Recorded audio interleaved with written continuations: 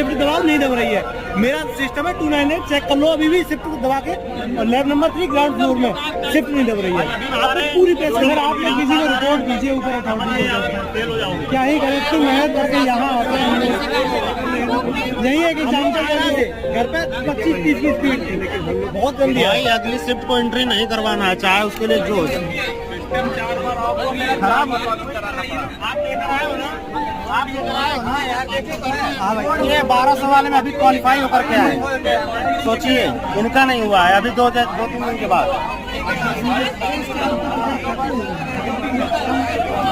बहुत गंदा कीबोर्ड है भाई आगे।